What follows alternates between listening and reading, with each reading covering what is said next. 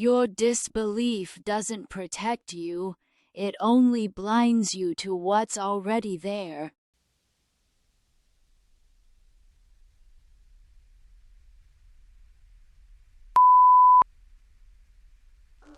Chapter 1: The First Letter.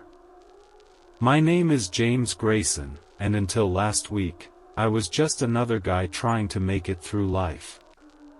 I live in a modest apartment in the suburbs of Seattle, work a 9-to-5 job at a small insurance firm, and spend my evenings binging TV shows I've already seen a dozen times. Nothing extraordinary ever happens to me.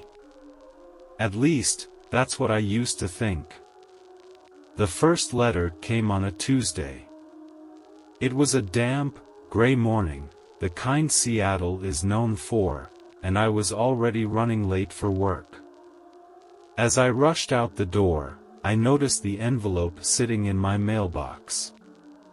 It was plain white, unmarked, with my name and address written neatly on the front in black ink. No stamp. No return address. I figured it was junk mail or some sort of flyer, but something about it made me pause. The handwriting, it looked like mine. Not exactly, but close enough to make me hesitate. Still, I shoved it into my bag and forgot about it until later that evening. After work, I finally remembered the envelope. Sitting at my kitchen table with a cup of reheated coffee, I tore it open. Inside was a single sheet of paper, folded neatly in thirds. The message was short but unsettling. James, don't go to work tomorrow. Something terrible will happen. Trust me, I know. You. I stared at the note for a long time, my mind racing. Was this some kind of joke? A prank by a coworker? But how would they know my handwriting? And why go through the trouble? I checked the envelope again. No postmark, no sign it had been mailed. Someone must have hand-delivered it. The thought sent a shiver down my spine. Was someone watching me? I glanced out the window, but the street was quiet, lit only by the faint glow of a street lamp.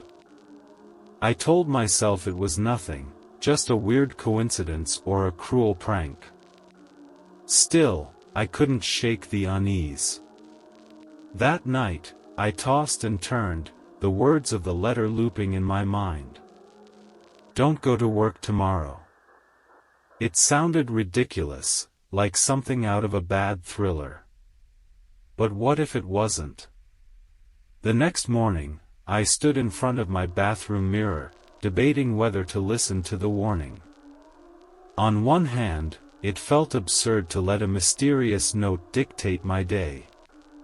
On the other hand, the message was so specific. And the handwriting, how could someone replicate mine so perfectly? In the end, I convinced myself it was all nonsense and headed to work. The day started off like any other.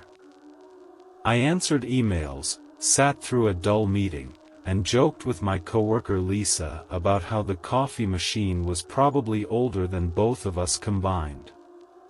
By lunchtime, I had almost forgotten about the letter. Almost. I decided to step out for coffee, like I always did. My regular spot, a cozy little cafe across the street, was only a few minutes' walk from the office. I was halfway there when I realized I'd left my wallet at my desk. Annoyed, I turned back. That's when I heard it, a deafening crash, followed by the sound of glass shattering. I spun around just in time to see the aftermath. A delivery truck had veered off the road and plowed straight into the cafe. The front windows were obliterated, tables and chairs scattered like toys. People were screaming, running in every direction. My heart pounded as I stood frozen, unable to move. If I hadn't forgotten my wallet, I would have been inside. I spent the rest of the day in a daze, unable to focus. The image of the wreckage haunted me, along with the words of the letter. Something terrible will happen. How could someone have known? The rational part of me wanted to dismiss it as coincidence, but deep down, I knew it wasn't. That evening, I returned home to find another envelope waiting for me. This time, it was on my kitchen counter. I froze. My apartment was locked when I left that morning, and the windows were shut. No one should have been able to get inside. Yet here it was, another plain white envelope, identical to the first. My hands shook as I picked it up. The same handwriting, the same eerie familiarity. I opened it, my breath catching in my throat as I read the message. James, you didn't listen. Next time, it'll be worse. Pay attention. You. I dropped the letter as if it had burned me. My mind raced with questions. Who was doing this? How did they get into my apartment? And most terrifying of all, how could they know what was going to happen? I checked every door, every window, but nothing was out of place. My apartment was exactly as I'd left it, except for the letter. It was as if it had appeared out of thin air. That night, I didn't sleep. Every creak of the floorboards, every rustle of the wind outside made me jump. I kept the lights on, my phone clutched in my hand, ready to call the police at the first sign of trouble. But nothing happened. The next morning, I was exhausted but determined. I decided to tell someone, anyone, about what was happening. Maybe Lisa, or even the police. But as I reached for my phone, I noticed something that made my blood run cold. A third envelope was sitting on the coffee table. Chapter 2, The Signs Begin. I stared at the third envelope on the coffee table, my pulse pounding in my ears. I hadn't been near the table all morning, and I was certain it wasn't there when I went to bed. My hands trembled as I picked it up. The paper felt cold, almost damp, and the handwriting was the same as before, my own. I hesitated before opening it, bracing myself for whatever cryptic message lay inside. The words were simple, but they hit me like a punch to the gut. James, the clock is ticking. Watch for the signs. Don't trust anyone. You. I dropped the letter, the words echoing in my mind. Don't trust anyone. Watch for the signs. What signs? And how was I supposed to know who to trust? I spent the next hour pacing the apartment, replaying every detail of the past 2 days. The crash at the cafe, the letters, the eerie sense that someone, or something, was watching me. The rational part of my brain screamed that this was all some elaborate prank, but another part of me, the part that felt the weight of those words, wasn't so sure. At work, I tried to act normal, but I could feel the tension gnawing at me. Every sound felt sharper, every shadow longer. Lisa noticed my distracted state almost immediately. "Hey, James, you okay?" she asked, leaning against my desk with her usual easygoing smile. "You've been zoning out all morning." I hesitated. Lisa was one of the few people I trusted at work. She had a way of making even the most mundane days bearable. But could I really tell her about the letters without sounding insane? "I'm fine," I said, forcing a smile. "Just didn't sleep well." She frowned. "You sure? You look like you've seen a ghost." The irony of her words wasn't lost on me. I opened my mouth to say something, maybe to confess everything, but before I could, a loud crash echoed through the office. Everyone turned toward the source of the noise. A stack of filing cabinets had toppled over, papers scattering across the floor. Lisa and I exchanged a glance.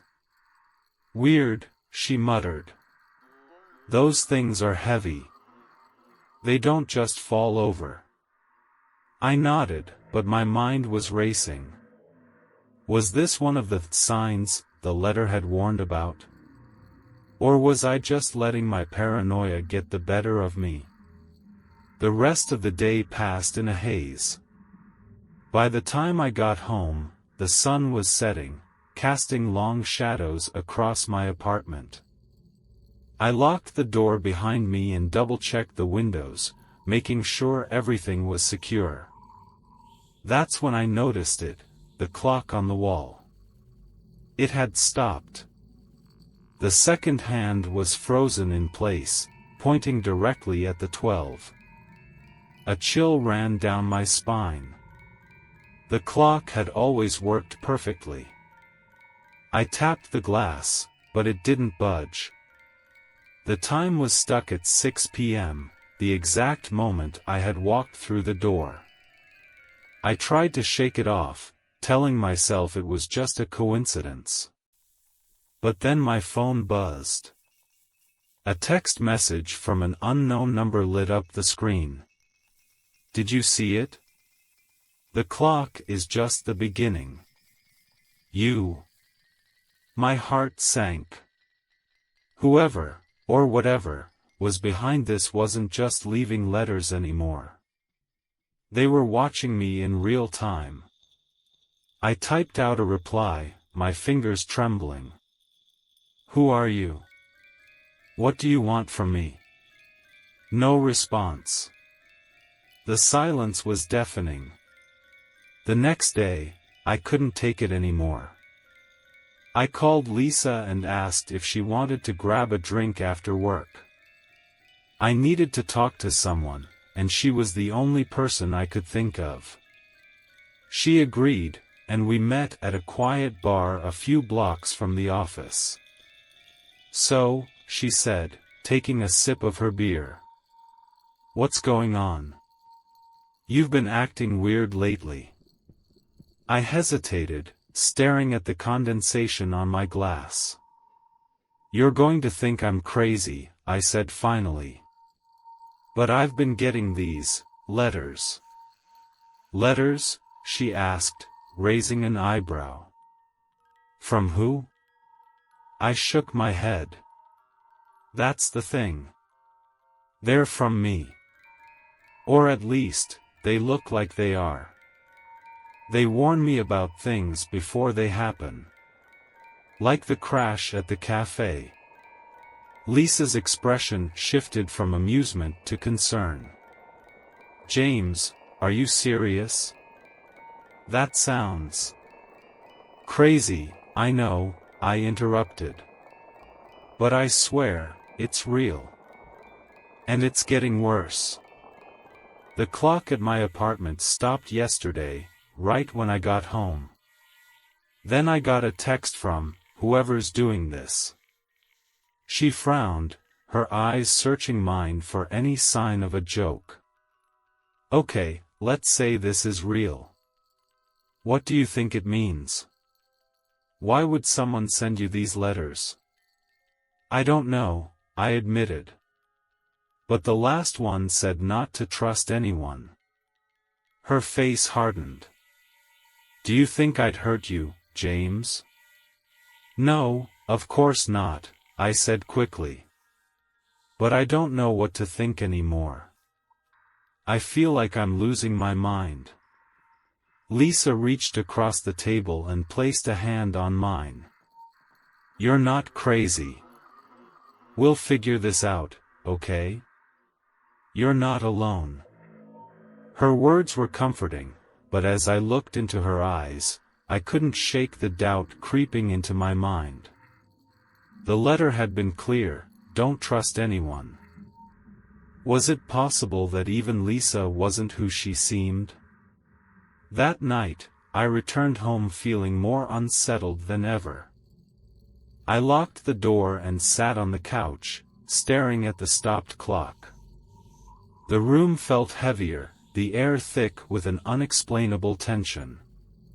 Then I heard it, a faint tapping sound, like fingernails against glass. It was coming from the window. My apartment was on the 3rd floor. I froze, my heart hammering in my chest. Slowly, I turned to look. The blinds were drawn, but the tapping continued, steady and deliberate. Gathering my courage, I approached the window and pulled the blinds aside. There was nothing there. Just the empty night sky and the faint reflection of my own face in the glass. As I turned away, my phone buzzed again. Another text from the unknown number. You're not alone. They're watching. You. Let me know if you'd like to expand or adjust any part of this chapter.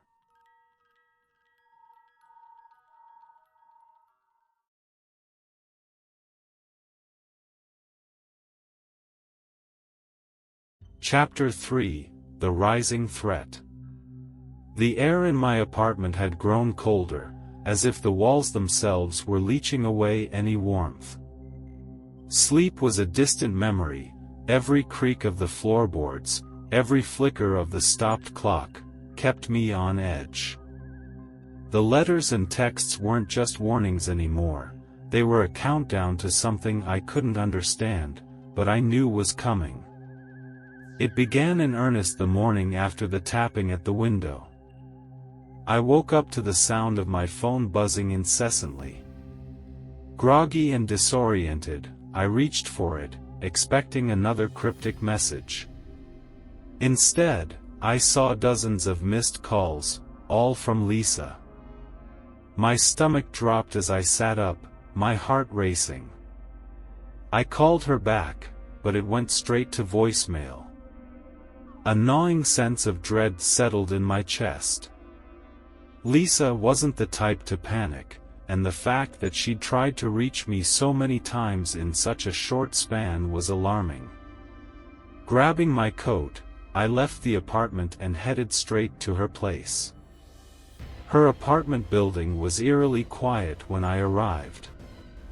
The kind of quiet that felt unnatural, as though the air itself was holding its breath. I knocked on her door, then again, harder this time. Lisa? It's me, James. Are you in there? No answer.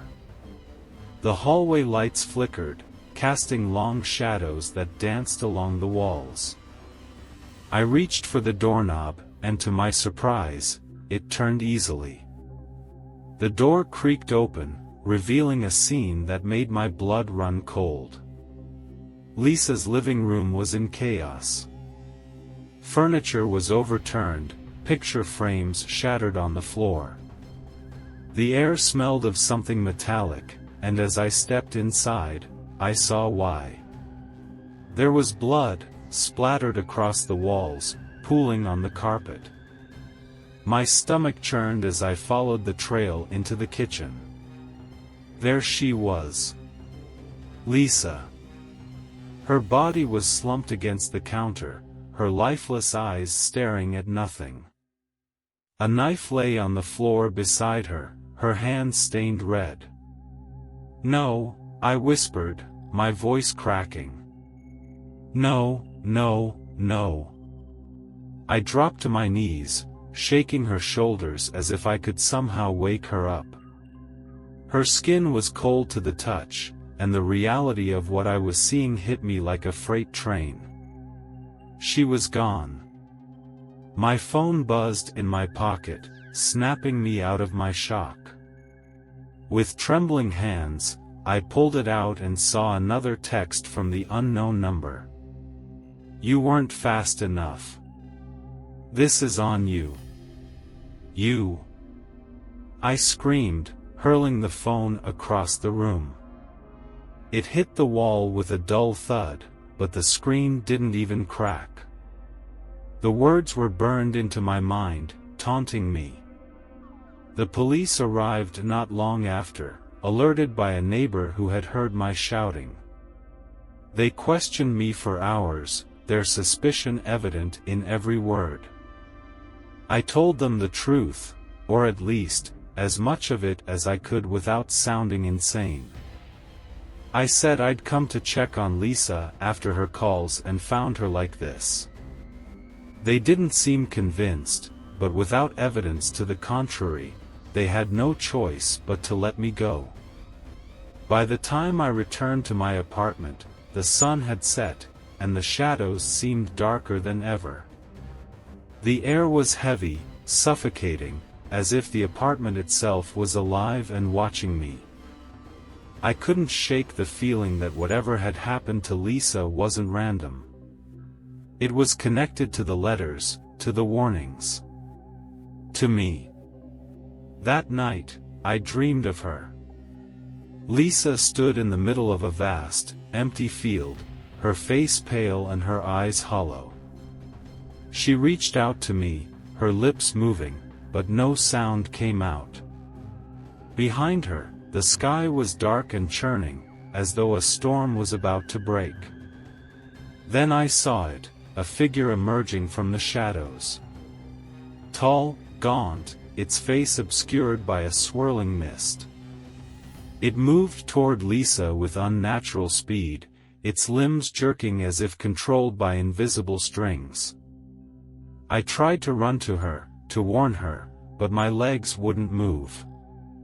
The figure reached her, its hands wrapping around her throat. She turned to me, her eyes filled with terror, and then her voice finally broke through the silence. "Why didn't you save me?" I woke up drenched in sweat, my chest heaving. The dream had felt so real, too real. My phone buzzed again, and I almost didn't want to look. But I forced myself to pick it up. It's not over. More will come. You. Over the next few days, everything spiraled out of control. The letters kept coming, each one more ominous than the last. My reflection in the mirror began to change, subtle at first, a flicker of movement that shouldn't have been there, a shadow that didn't belong. The people around me seemed different, too. At work, my co-workers whispered behind my back, their eyes darting toward me with suspicion. Even strangers on the street gave me a wide berth, as though they could sense the darkness that was following me. And then, the worst happened. My sister, Emily, called me late one night, her voice trembling. "James, something's wrong," she said. "I've been hearing noises in the house, footsteps when no one's there. And I found a letter. It's addressed to me, but it's in your handwriting." My blood turned to ice. "Emily, listen to me. You need to get out of there. Right now." "I can't," she whispered. "The doors won't open. And the windows," her voice cut off, replaced by a sound that made my skin crawl. A low, guttural growl, followed by a scream. "Emily!" I shouted into the phone. "Emily, are you there?" The line went dead. I drove to her house as fast as I could, running every red light along the way. When I arrived, the front door was wide open, swinging gently in the wind. The house was dark, the only sound the faint hum of electricity. "Emily?" I called out, stepping inside. My voice echoed through the empty halls. There was no response. But as I moved deeper into the house, I saw the signs: furniture overturned, picture frames shattered. Blood. The same scene as Lisa's apartment. A letter lay on the floor in the living room, its envelope stained red. I picked it up with shaking hands and opened it. "You can't save them. You can't save yourself. You." A shadow moved in the corner of my vision, and I spun around, my heart racing. The figure from my dream stood at the end of the hallway, its face still obscured by the swirling mist. This time, it spoke. "You brought this upon them, James. You brought this upon yourself." And then it lunged.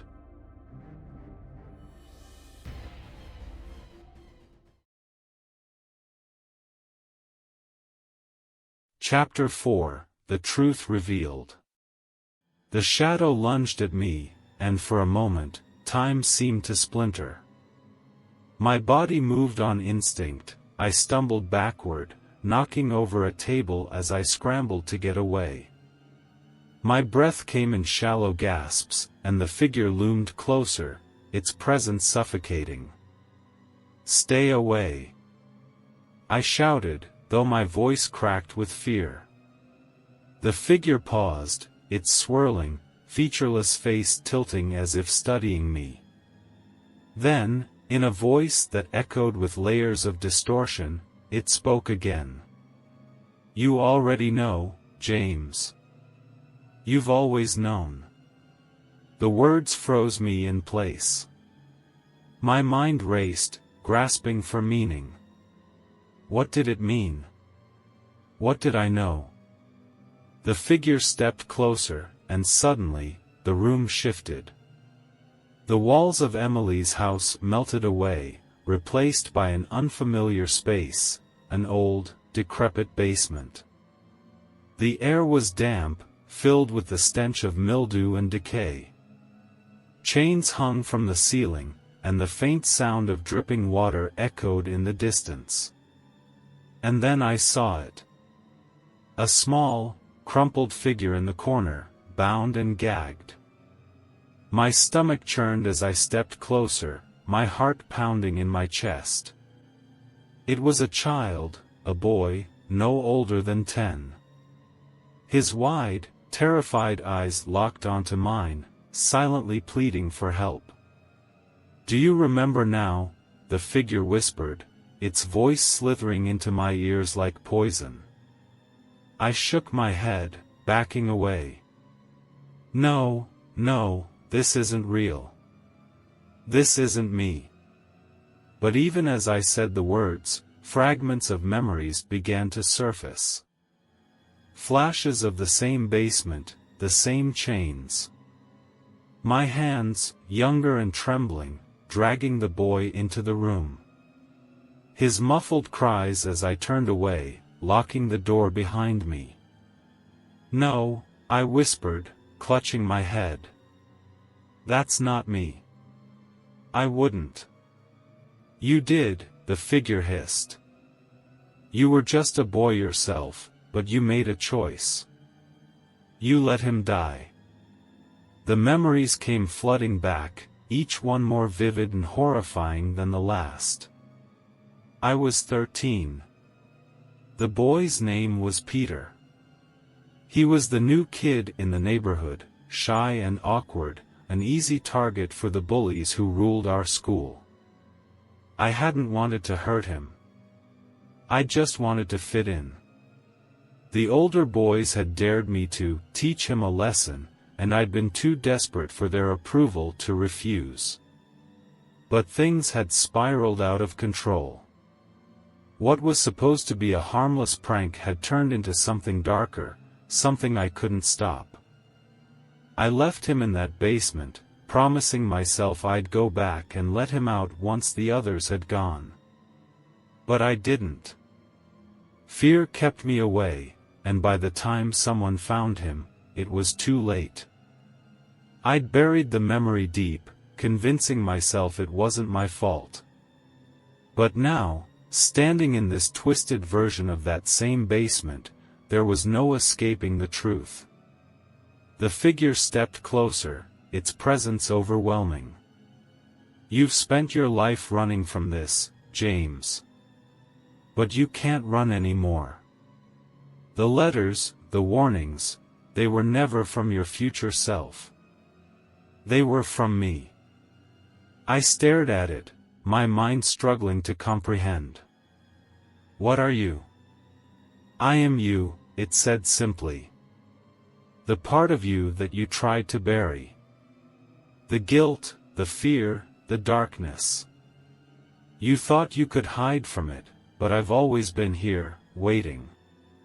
"No," I said, shaking my head. "You're lying. This isn't real." "Oh, it's real," it said, its voice dripping with malice. "And now, it's time for you to pay." The room shifted again, and I was back in Emily's house. The bloodstains on the walls seemed to pulse, as if alive, and the air grew heavier with each passing second. The figure stood in the doorway, blocking my only escape. "Your sister, Lisa, they were just the beginning," it said. "Everyone you care about will suffer because of you. Just like Peter did." "Why?" I shouted. "Why are you doing this?" "Because you deserve it," it said, its voice cold and final. "You made your choice, James. Now, live with it." Desperation took over. I grabbed a broken chair leg from the floor and swung it at the figure, but it passed through as if it were made of smoke. The figure laughed, a sound that sent shivers down my spine. "You can't fight me," it said. "I'm not something you can defeat. I'm a part of you." "Then I'll destroy myself," I said through gritted teeth. The figure tilted its head, as if considering my words. "Perhaps. But are you willing to pay that price? To lose everything, even the chance to make things right?" I hesitated, the chair leg slipping from my fingers. Could I undo the damage I'd caused? Or was it too late?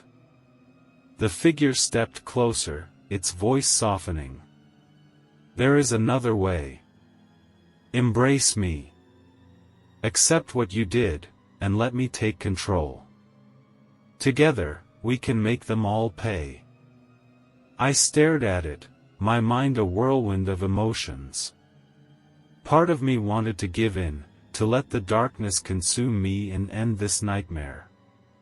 But another part, the part that still clung to the memory of Lisa's smile, of Emily's laugh, refused.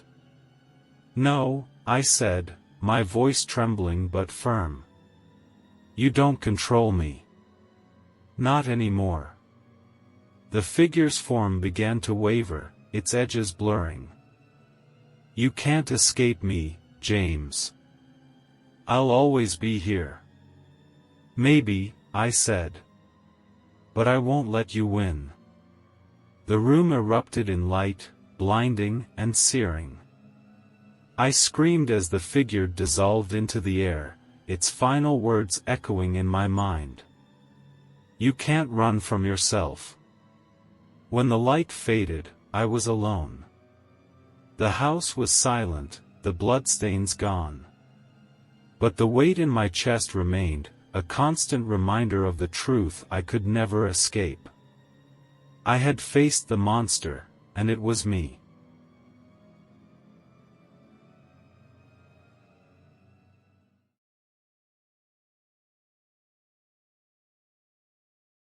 Chapter 5: The Final Price.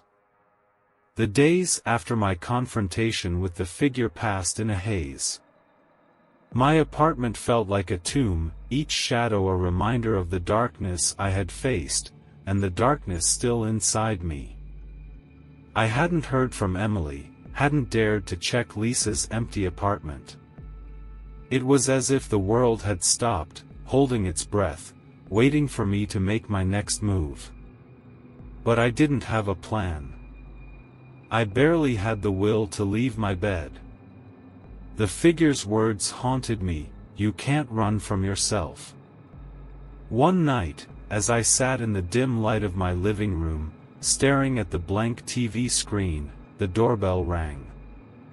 The sound jolted me, sharp and unexpected.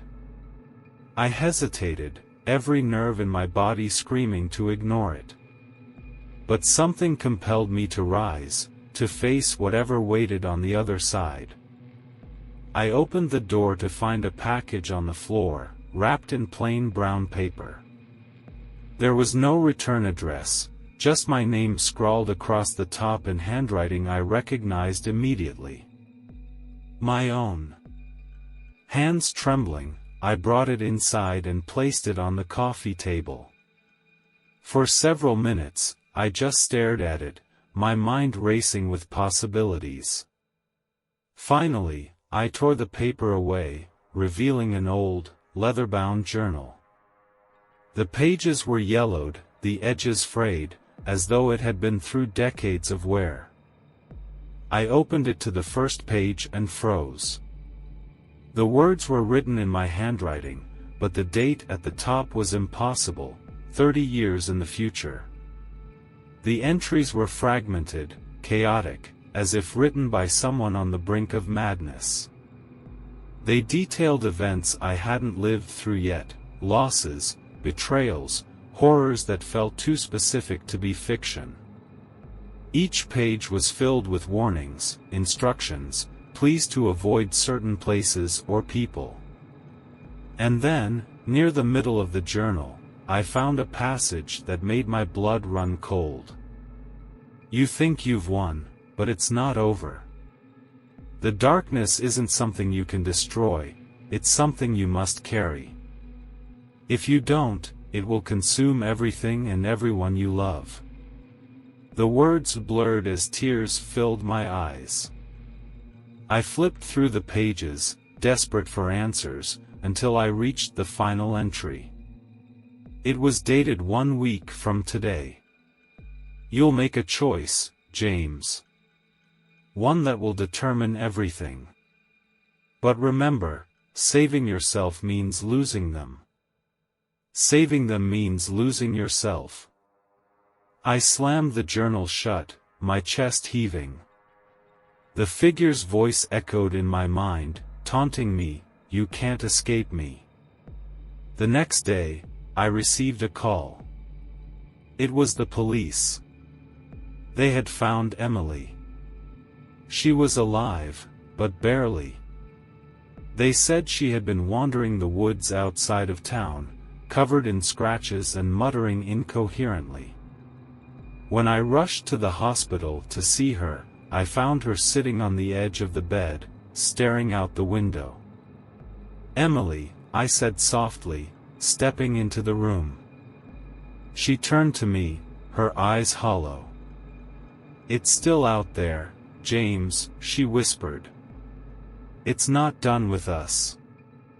I sat beside her, taking her hand in mine. "I'll fix this," I promised, though I had no idea how. She shook her head. "You can't. It's too late." That night, I returned to the journal, searching for something, anything, that could help me.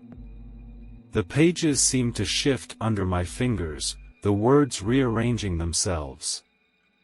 I blinked, convinced I was losing my mind, but the message was clear. Go back to where it began. The basement. Peter. I didn't want to, but I knew I had no choice. If there was any chance of ending this, I had to face it. The house was abandoned, the windows boarded up, the yard overgrown with weeds. As I stepped inside, the memories hit me like a tidal wave. The laughter of the other boys, Peter's terrified cries, the sound of the lock clicking into place. I made my way to the basement door, my hand shaking as I reached for the knob. The air grew colder with each step, the darkness pressing in around me. When I opened the door, the smell hit me first, damp, rotting wood, and something else. Something foul. I descended the stairs, each creak of the wood echoing like a gunshot. At the bottom, the room was just as I remembered. The chains still hung from the ceiling, rusted and broken. The walls were covered in scratches, as though someone had tried to claw their way out. And in the center of the room stood the figure. "You came back," it said, its voice dripping with mockery. "I'm here to end this," I said, though my voice wavered. The figure laughed, a sound that seemed to vibrate through the walls. "And this? You still don't understand, do you? This isn't something you can end. It's who you are." "No," I said, stepping closer. "You're just a part of me. A part one can control." The figure tilted its head. "And what will you do, James? Sacrifice yourself? Or sacrifice them?" The journal's words flashed in my mind. Saving yourself means losing them. Saving them means losing yourself. I realized then what it meant. I could end this, but only by giving in, by becoming the darkness, letting it consume me so it wouldn't touch anyone else. "Choose," the figure said, its form shifting, growing darker. "Time is running out." I closed my eyes, the weight of the decision crushing me. I thought of Lisa, of Emily, of Peter. I thought of the life I had ruined, the people I had lost. And then, I made my choice.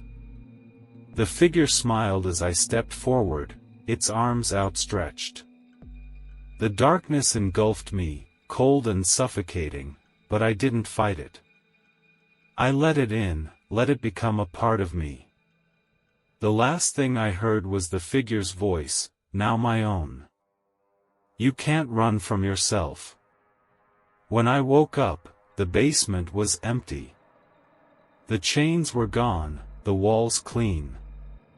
The house was silent, as though nothing had ever happened. But I knew better. The darkness was still there, lurking beneath the surface. I could feel it, a constant presence in the back of my mind. I had saved them. But I had lost myself.